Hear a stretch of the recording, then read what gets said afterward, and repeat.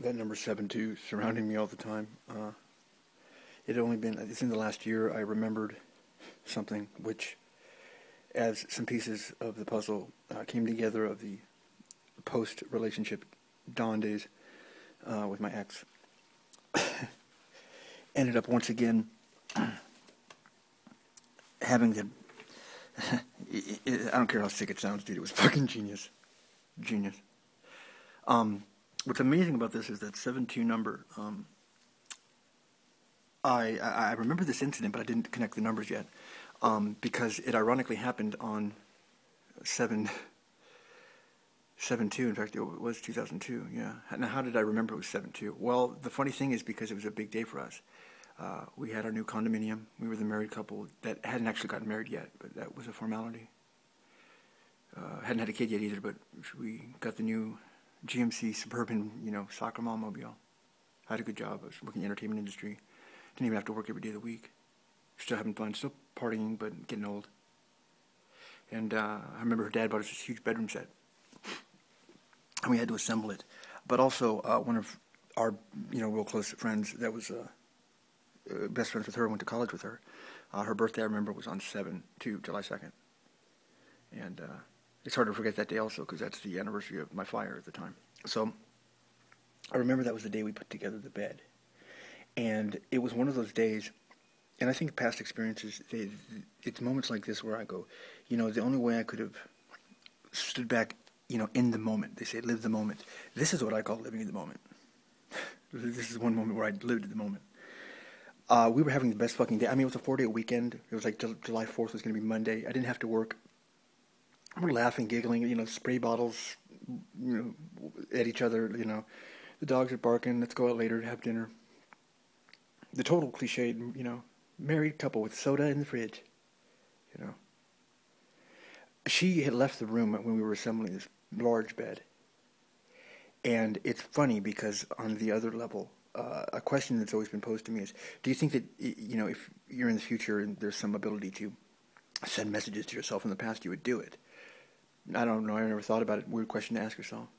Well, this incident was an incident that you thought maybe that occurred because you can't really explain it knowing your mannerisms. Yeah, definitely. In fact, I'll go as far to say something like that happened or something got in touch with me. And the payoff for that wasn't going to happen until nowadays. And nowadays things done changed with me, man. I'm a totally different person with this awakening. Discovering your true self and shit. It's totally changed my life. Understatement, yeah. I wrote a note that day, and I put it underneath the bed. The bed was so big I knew that that note would not be seen again until that bed was disassembled. And I had just seen enough in life to know things. That's how I felt at the time. I know with this new guy who it was weird, I really, really liked the guy at first. I thought he was a great replacement for me, you know what I mean? He's going to be a good dad, gave her the kid, Which is weird, people thought you'd be so furious about that. You legitimately were happy about that, which stunned you, yeah. Because you knew she wanted the kid, bro. Admit it, you're a softie like that. I didn't think of it that way. But I remember cheering when I heard that she was pregnant and when she had the kid. And they got the representative, my sister, Shannon, called Don and tell him. I think she probably thought I was going crazy. She's like, oh, yeah, I'm so sorry. I'm like, yes, dude. Yes. Oh, Don, it's so sad. Well, no, it's not, dude. This is great. This is good news, dude. And that I do remember feeling I didn't waste her life. Because she was worried, I don't know if I'm going to meet anyone. I'm getting older. She was only in her early 30s, but, all the good guys were taken when we met, was her attitude. This worked.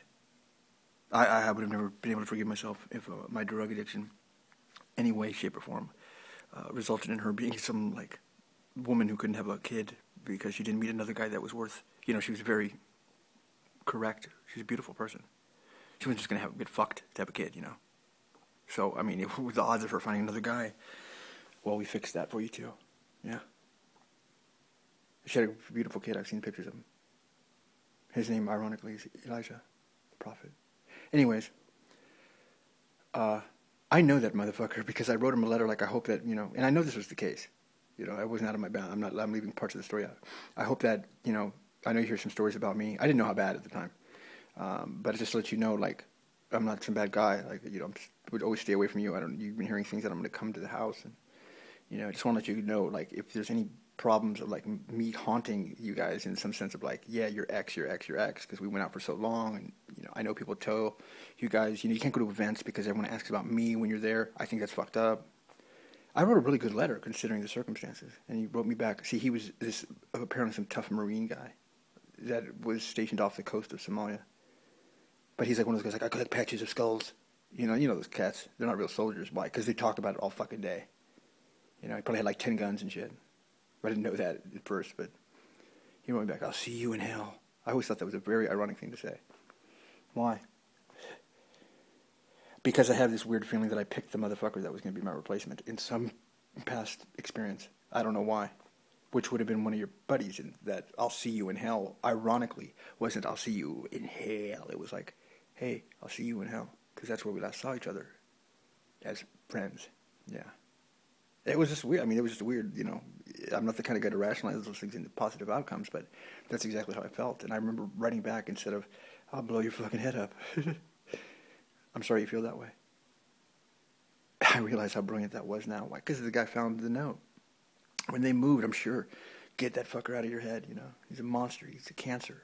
Hate this guy. Don. All I hear about is Don. What did you write in the note?